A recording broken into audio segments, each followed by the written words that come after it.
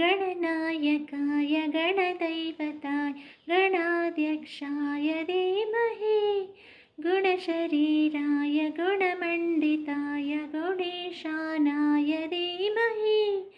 गुणातीताय गुणाधीशाय गुणप्रविष्टाय धीमहि एकदन्ताय वक्रतुण्डाय गौरीतनयाय धीमहि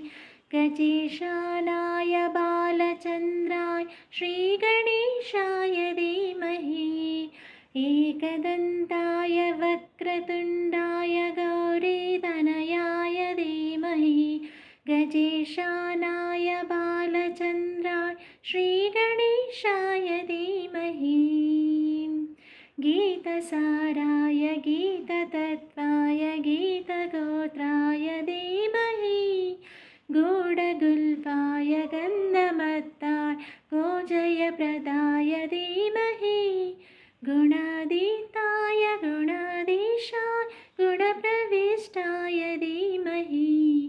एकदन्ताय वक्रतुण्डाय गौरीतनयाय धीमहि